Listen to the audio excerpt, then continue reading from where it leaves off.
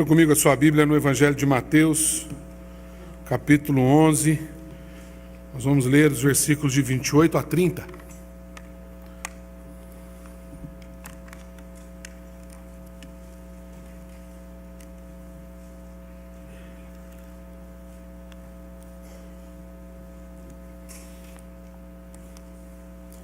Mateus capítulo 11, de 28 a 30. Mesmo assentado como você está, quero convidar você para ler comigo, acompanhar a leitura reverentemente. É a palavra de Deus que nós lemos, que diz assim: vinde a mim, todos, lemos juntos, podemos ler juntos. Vinde a mim, todos os que estáis cansados e sobrecarregados, e eu vos aliviarei. Tomai sobre vós o meu jugo e aprendei de mim, porque sou manso e humilde de coração, e achareis descanso para a vossa alma, porque o meu jugo é suave e o meu fardo é leve. Feche seus olhos, vamos orar mais uma vez. Pai, a tua palavra está aberta diante de nós. Palavra viva, poderosa, palavra que ensina, que confronta, que cura, que liberta, palavra única. Nós desejamos ardentemente conhecer-te através dela, Senhor. Por isso clamamos pela ação do teu Santo Espírito, que ministra-nos a tua palavra nesse momento. Fala conosco, Senhor, apesar desse tão limitado instrumento que tu chamaste nessa noite. E que cada um de nós saímos daqui alcançados pela tua palavra nesse breve momento que vamos meditar na mesma. Em nome de Jesus. Amém. Hoje é o dia da Bíblia. Segundo domingo de dezembro, nós comemoramos o dia da Bíblia. Se você tiver depois um pouquinho de tempo, paciência, na capa do nosso boletim está um texto escrito pelo reverendo Juarez, que fala um pouco, conta um pouco a história de como essa data chegou até nós. E eu queria tentar juntar o dia da Bíblia com uma mensagem natalina, com uma mensagem que remonta a esse momento, esse contexto que a gente está vivendo no calendário cristão. E esse texto é um texto que talvez numa primeira leitura não fale nem de uma coisa nem de outra. Mas se a gente mergulhar um pouquinho mais profundamente no significado desse texto, então nós com certeza vamos perceber a importância da palavra de Deus e a importância do Natal na vida do cristão. Jesus está mais uma vez diante de um paradoxo muito grande. Rabino que era, diante de uma época onde o rabinato era bastante exigente, uma palavra pesada para aqueles que ouviam, para aqueles que tentavam corresponder às Escrituras. Ele então disse essas palavras que nós acabamos de ler, que muito têm sido usadas ao longo do tempo, especialmente no sentido de trazer alento, de trazer calma, essa coisa de meu jugo é suave, meu fardo é leve, vinde a mim. Mas é importante a gente entender por que Jesus está dizendo isso. E para a gente entender isso, nós precisamos mergulhar um pouquinho no contexto de Jesus, no contexto hebraico, na época de Jesus, onde toda criança, até por volta dos seus 11, 12 anos de idade, eram ensinados dentro de casa acerca da Torá. A Torá para o judeu é aquilo que a gente tem basicamente como Pentateuco, os 5 primeiros livros da Bíblia. Então eles eram ensinados em casa, especialmente acerca dessa porção das Escrituras. E quando chegava essa idade aproximadamente entre 11 e 12 anos, normalmente 11 para as meninas e 12 para os meninos, eles eram submetidos a um cerimonial chamado Bar Mitzvah. que era uma espécie de iniciação na fé judaica propriamente dita. Antes disso, por exemplo, se eles cometessem alguma transgressão da lei de Moisés, os seus pais eram responsabilizados. Era uma espécie de maioridade no nosso tempo. E depois do bar mitzvah, que significa bar, filho, bar mitzvah para os meninos e bat mitzvah para as meninas, bar, filho, bat, filha, mitzvah, mandamento, palavra, instrução, a lei do Senhor. Então, é o filho da instrução, é aquele que é acolhido, ou que acolhe, melhor dizendo, a Torá e passa a viver a partir dela. Então, a partir desse momento, as meninas voltavam para casa, a maioria delas ia aprender o ofício lá de ser mãe, de ser esposa, e os meninos daqueles que se destacavam, eles ingressavam ali na escola rabínica. Eles passavam a frequentar todos os dias a sinagoga, eram acompanhados por algum rabino, normalmente o mais experiente. No tempo de Jesus a gente tinha pelo menos Shiléu e Ramai. Não, contrário. É alguma coisa assim. E eles eram, não é isso mesmo, e eles eram assim, bastante conhecidos na época como uma espécie de Hernandes Dias Lopes, Silas Malafaia da época, assim, aqueles que todo mundo ouvia, que estava na mídia. E Jesus cresceu nesse tempo. A gente vê isso no Evangelho de Lucas, por exemplo, Jesus nessa idade, frequentando a sinagoga, e inclusive seus pais procurando por Jesus, e ele é encontrado lá dentro, e ele até chega a dizer, olha, por que vocês estão me procurando? Meu lugar é aqui. E esse tempo, que levava aproximadamente 18 anos, ou seja, por volta de 29 a 30 anos, então havia uma outra cerimônia, uma espécie de formatura do rabino. Então era aproximadamente 18 anos de escola teológica, onde aquela criança que iniciou lá depois do bar mitzvah, agora ele é reconhecido como rabi, como mestre. E quais eram as principais características de um rabino, de um mestre na época de Jesus? A primeira delas era literalmente ensinar.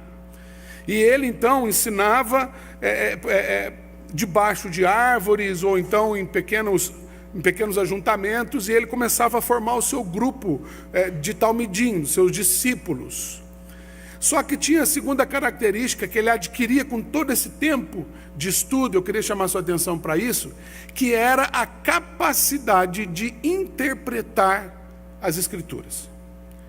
Então, basicamente, o rabino passava todo esse tempo estudando para poder abrir a Escritura, especialmente a Torá, e dizer, nesse texto a gente aprende isso. É por isso que nós vemos Jesus por muitas vezes dizendo, ouvistes o que foi dito, eu, porém, vos digo. Ele vai trazer a sua interpretação. O Sermão do Monte, que a gente tem na Bíblia, é essa porção, tida basicamente, todo rabino ele tinha uma espécie de Sermão do Monte, que é, na verdade, o resumo, o seu olhar para os principais fundamentos da lei de Moisés. E ainda tem uma coisa interessante, que todo rabino tinha uma espécie de oração, uma espécie de mantra.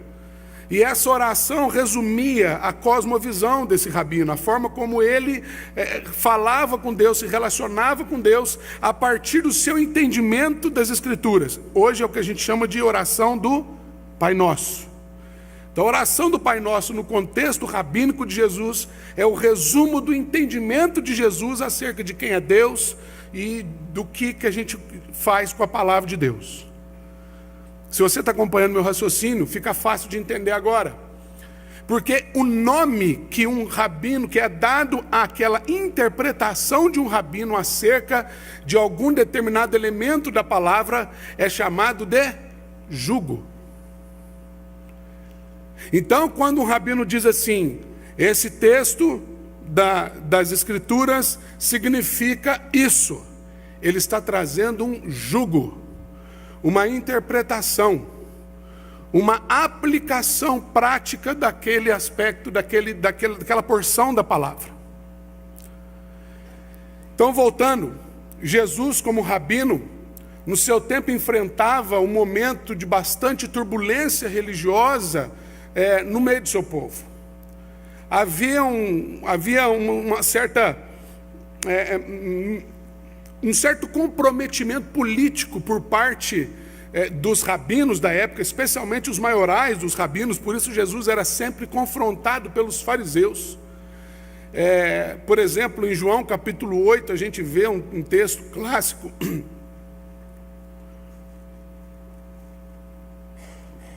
clássico, quando Jesus é colocado diante de Jesus uma mulher, de acordo com os fariseus e escribas daquela época, é surpreendido em flagrante adultério, e ele é justamente questionado a partir da palavra. Ele então é questionado assim: na lei nos diz Moisés que tal mulher deve ser apedrejada.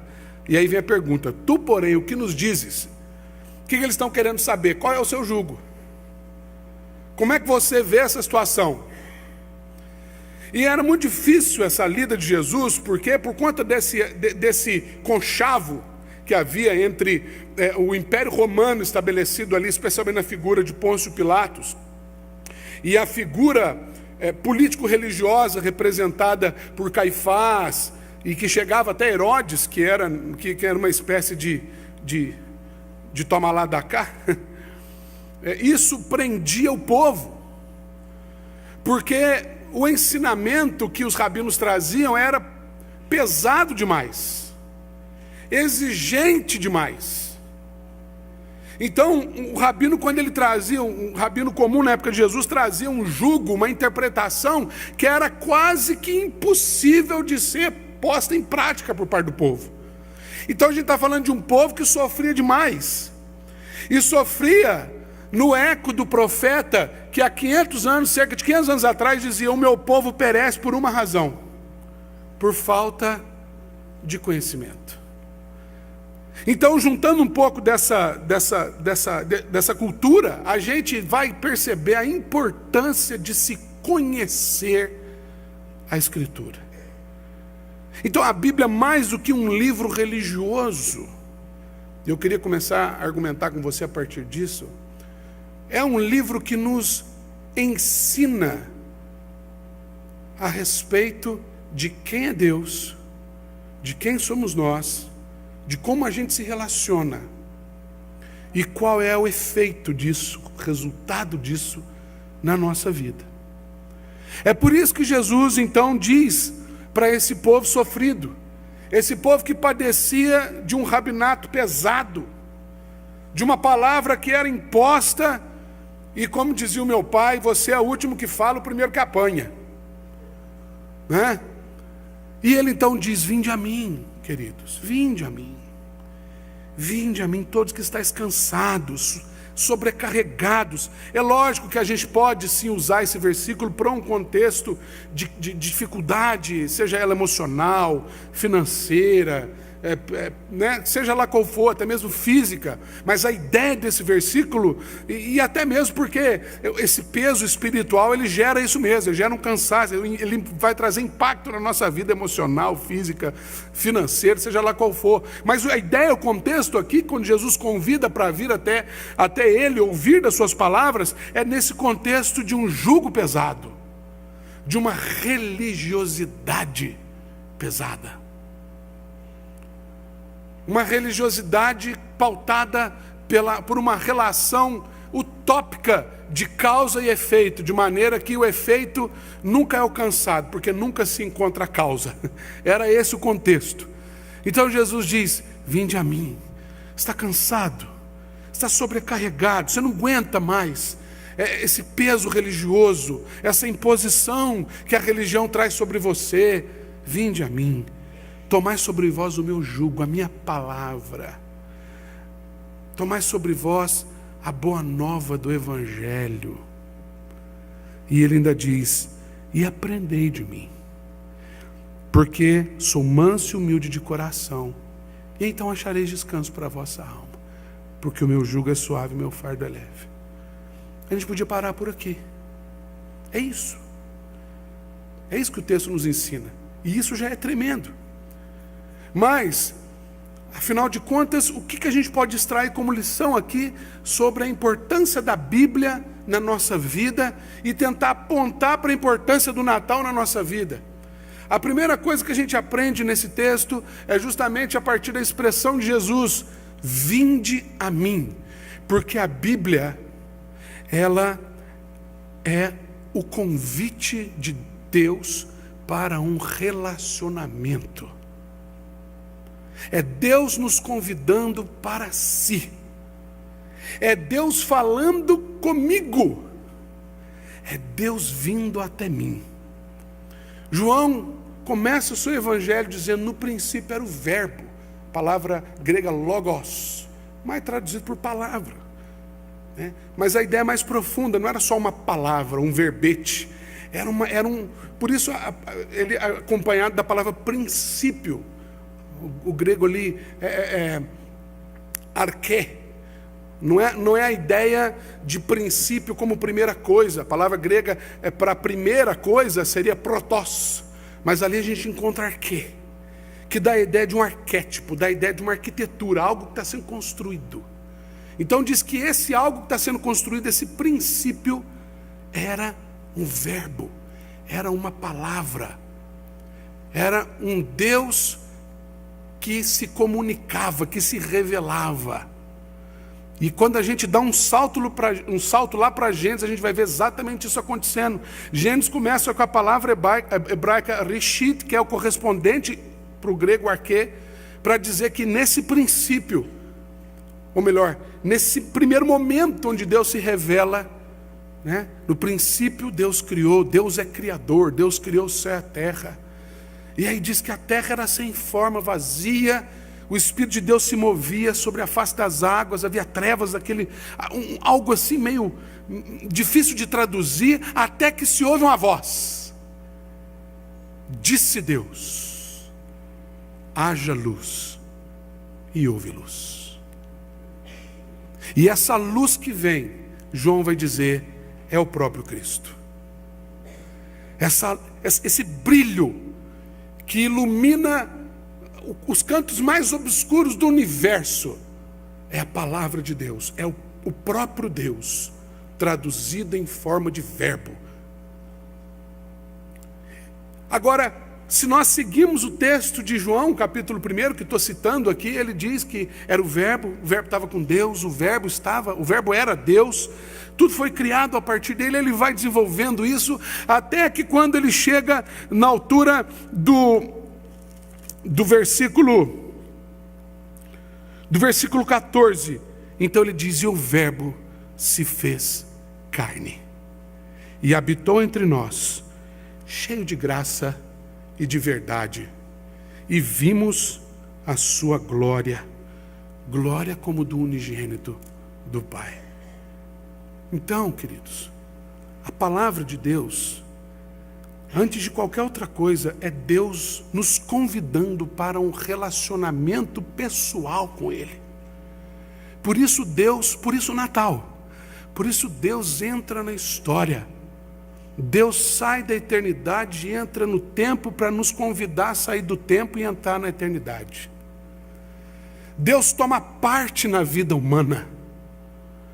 Um menino, e eu estou com um menino lá em casa de 9 meses, e eu vejo a dependência do José no meu braço, né? Não sabe falar, se bem que hoje ele estava assistindo, a minha esposa estava assistindo o culto pela internet, viu, o reverendo Juarez? E quando ele viu o senhor aparecendo, ele disse o seguinte: vovô.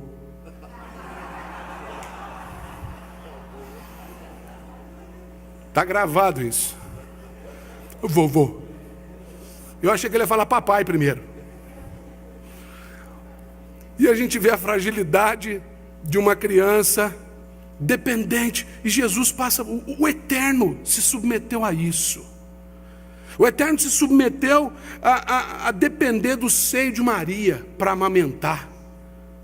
O Eterno se submeteu ao cuidado de um homem já avançado de idade, que era papel do pai criar o primogênito. Então se submeteu ao cuidado de um senhor, para ensiná-lo acerca da base, do fundamento da fé. E mais tarde, Jesus tem que, dizem os historiadores nos textos apócrifos, que Jesus ele assume a carpintaria, e até o momento em que ele entra para o bar mitzvah, e ele vai para a escola do rabinato propriamente dita, Deus se submete a ficar doente. O profeta Isaías nos lembra que ele ficou enfermo, ele adoeceu, a doença do nosso pecado. Deus se submeteu a sangrar, chorar, ter medo, sentir frio, fome e desespero. Tudo isso para manter um relacionamento comigo e com você. Então nós não podemos transformar a Bíblia num livro de teologia somente. Nós não podemos transformar a Bíblia num livro de doutrina. A Bíblia contém doutrina. A Bíblia é base para a teologia, especialmente a teologia cristã. Mas antes disso tudo, a Bíblia é Deus dizendo para mim e para você: vinde a mim. Vinde a mim. Cada vez que nós abrimos a Bíblia, nós estamos acolhendo esse convite e mergulhamos profundamente nesse convite. Em 1997, há 19 anos atrás, 21 anos atrás, fiz a conta ao contrário, eu, de tradição cristã, nunca tinha aberto uma Bíblia. Até que, numa tarde de sábado, eu, cheio de perguntas no coração, amedrontado, numa condição pessoal bastante complicada, ainda que na adolescência, eu olhei para a prateleira que tinha no meu quarto e tinha uma Bíblia envolvida num plástico, não tinha sido nem aberta, tinha ganhado de presente de um amigo. Eu resolvi abrir aquela Bíblia e comecei a ler. Em 3 meses eu li aquele livro de capa a capa. E eu não tinha entendido nada, eu voltei a ler. E de lá para cá, eu tenho buscado ler e conhecer mais a Deus.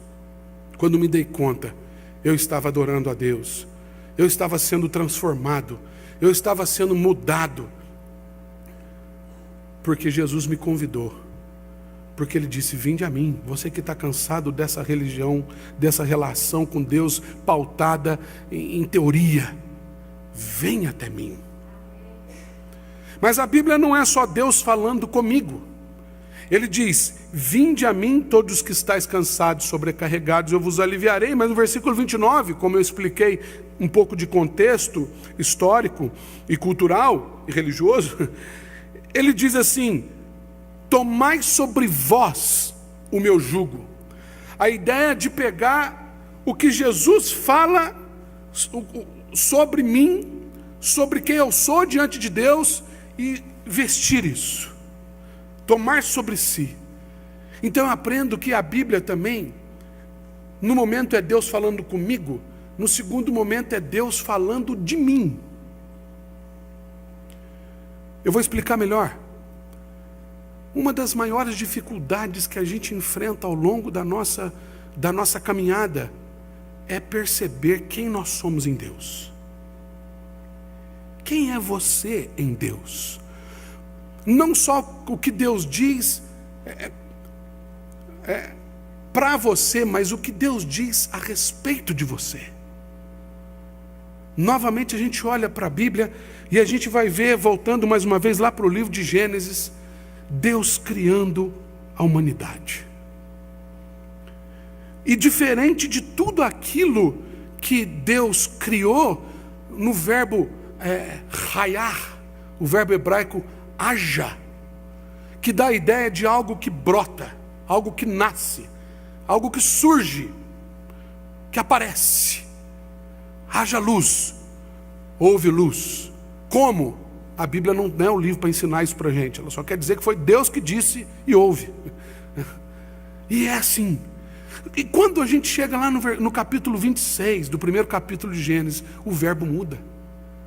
E o verbo agora é azar. Façamos.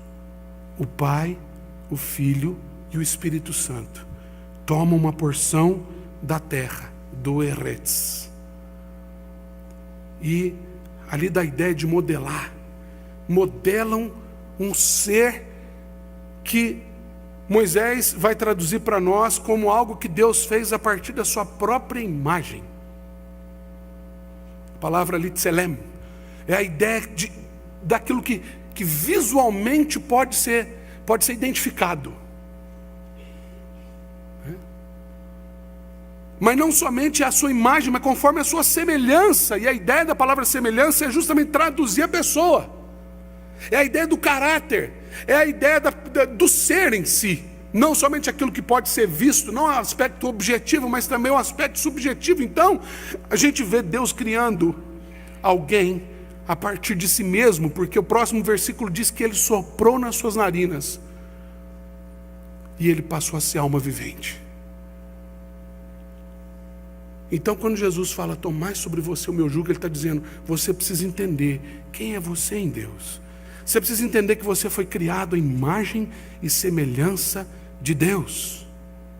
Você precisa entender que o amor de Deus por você não é um sentimento, mas é algo que define o caráter do próprio Deus. E esse amor de Deus é tão extremo e absurdo que mais tarde um menino nasceu, um filho se nos deu, e seu nome será Emanuel. Deus toma parte na história para morrer na história. E eu quero abrir um parênteses aqui.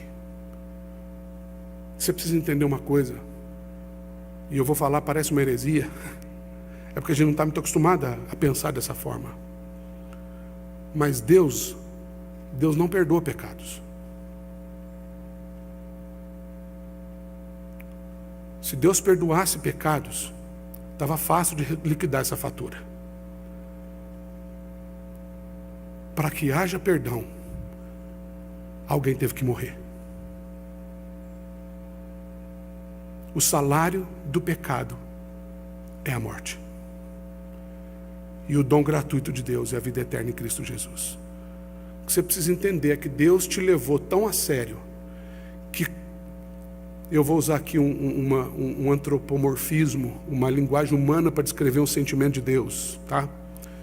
Deus nos levou tão a sério, que Ele olhou para si e falou assim, chega, eu não aguento mais viver longe da minha criação. E Deus olhou para o universo inteiro e para toda a história, e Ele não encontrou ninguém que pudesse morrer. Então Ele mesmo veio morrer. E esse é o jugo de Jesus. Se por um lado o jugo dos fariseus que rodeavam o povo naquela época era pesado do ponto de vista religioso, o jugo de Jesus para muita gente também parece algo pesado, mas ele é simples. Quem quiser vir após mim, negue-se a si mesmo, tome a sua cruz e siga-me. Porque Deus não perdoa, isso está entre aspas, Deus não perdoa pecados. Para que haja perdão é necessário que haja morte. Esse ser que você é precisa morrer todos os dias. O apóstolo Paulo nos ensina pedagogicamente acerca disso. Ele diz que a carne milita contra o espírito todo dia, que são opostos entre si. Todos os dias é necessário que a gente morra para que ele nasça e para que o novo ser comece a brotar até o dia que essa morte diária não será necessária, porque seremos ressurretos no corpo dele e a morte já não existirá. Mas até esse dia o jugo de Jesus precisa nortear você. Você precisa olhar para você a partir daquilo que Deus fala que você é. E você é criatura, imagem e semelhança de Deus. Você é igual a Jesus. Não é Jesus que é igual a você. É você que é igual a Jesus. Não é o fato de Jesus ter nascido na história que ele é igual a gente, não. Ele é um ser humano perfeito que Deus criou lá atrás. Que Adão não deu conta de permanecer. Então, Paulo escreve isso claramente na sua carta aos Romanos, especialmente no capítulo 5 até o capítulo 8 ali. Ele deixa claro, o primeiro Adão, o segundo Adão. Então, você precisa olhar para você a partir do jugo de Jesus. E Jesus diz para você que você é amado do Pai. E Ele deu a vida dele para que você entendesse isso. Então Jesus diz, tomai sobre vós o meu jugo. Mas nessa mesma frase ele diz uma outra coisa. Porque eu estou dizendo que a Bíblia é Deus falando comigo. Segundo lugar, é Deus falando de mim. E agora é Deus falando para mim. Porque Ele diz, e aprendei de mim. E aprendei de mim, porque sou manso e humilde de coração, e achareis descanso para a vossa alma. Esse é o grande desafio. Porque Deus falando com a gente já aconteceu na história humana, de modo claro, comprovado pelos historiadores. Jesus existiu na face da terra, ressuscitou, foi visto por milhares de pessoas, foi assunto aos céus. O Espírito Santo prometido desceu, isso foi comprovado historicamente, é uma realidade. A palavra de Deus está escrita ainda não em todos, mas em quase todos os idiomas, pelo menos idiomas. A gente colocar dialetos pesa um pouco mais essa conta, mas você consegue uma Bíblia em quase todas as línguas. E em qualquer loja, de qualquer livraria você encontra uma Bíblia. Então está claro, Deus falando de você. É só você abrir e ler. Mas o nosso maior desafio é ouvir Deus falando para cada um de nós. É aprender. É aprender. E aprender, queridos, não é ter informação. Porque você pode ler a Bíblia inteira e não acontecer nada com você. Mas se você ler a Bíblia e começar a praticá-la, é impossível que você continue sendo a mesma pessoa. Aprender de Jesus não é ler a Bíblia, mas é permitir que a Bíblia leia você. É submeter-se àquilo que a Bíblia diz, por mais absurdo que possa parecer num primeiro momento.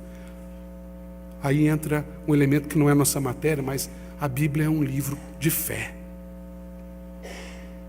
A gente crê.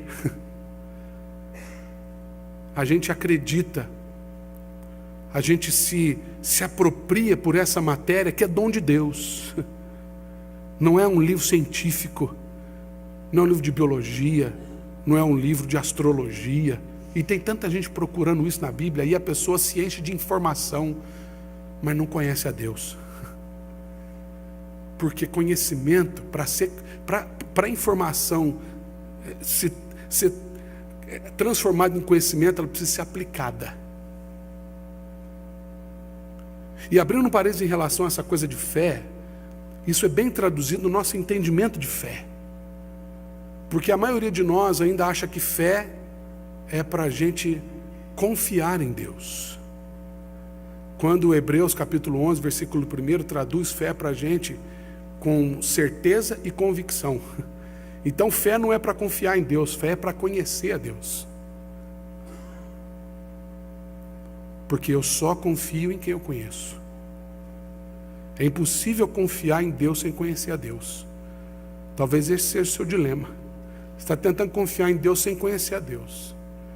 E para conhecer a Deus, a gente precisa da palavra de Deus. A gente precisa aprender de Jesus. E aprender de Jesus, a gente aprende a partir do que Jesus fala a nosso respeito. E para ouvir Jesus falando a nosso respeito, a gente precisa que Ele mesmo fale com a gente. A gente precisa desse relacionamento.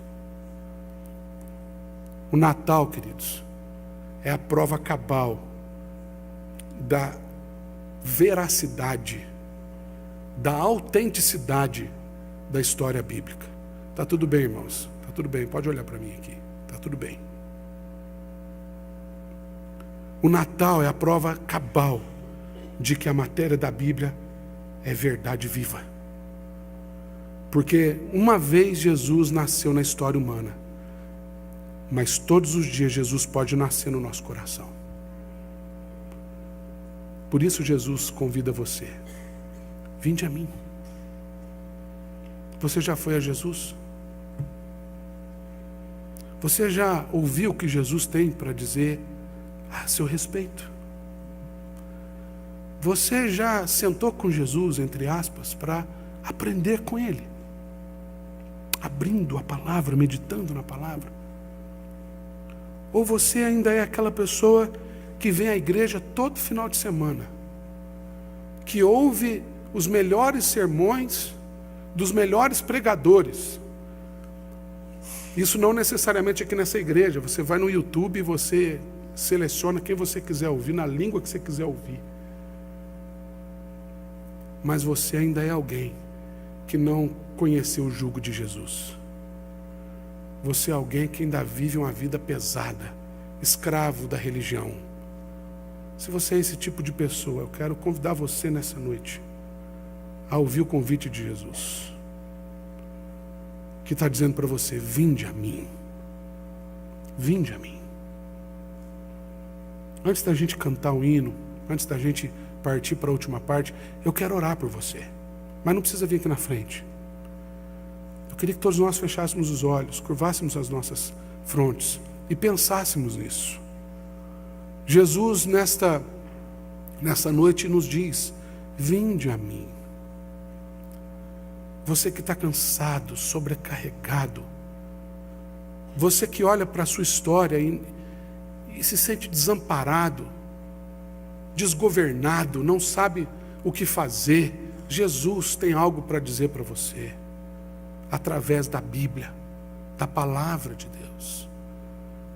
Aí dentro do seu coração, eu quero convidar você a orar comigo, entregando a sua vida, buscando esse relacionamento com Deus. Senhor Jesus, obrigado por nos chamar uma vez mais nessa noite. Esse seu convite irrecusável, irresistível, a uma vida de liberdade, a uma vida de suavidade, uma espiritualidade fundamentada num relacionamento, numa relação de amor, de graça e de misericórdia. Nós queremos ouvir a tua voz nessa noite, e não somente ouvir, mas atender ao seu convite. Queremos ir até ti e pela fé colocar a nossa vida nas tuas mãos. Senhor Jesus, recebe a nossa vida como oferta de gratidão nesse Natal, porque o Senhor nasceu para doar-se integralmente por nós. A palavra se fez carne na tua pessoa, e essa pessoa não foi aprisionada pela morte. Tu ressuscitaste dos mortos, estás vivo para sempre e estás aqui no nosso meio. E de tal maneira que a sua palavra é viva e poderosa. Opera com poder aqui nessa noite, Senhor. Liberta, ó Deus, os encarcerados. Livra os aflitos. Que haja conversão nessa noite.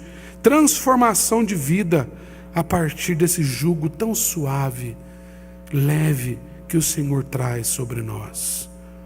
Obrigado pela tua doce presença e pelo refrigério que o Senhor traz à nossa alma, pelo Natal, que é o Senhor nascendo todos os dias, para que o Senhor cresça e a gente diminua. Muito obrigado, em nome e para a glória de Jesus. Amém. Graças a Deus.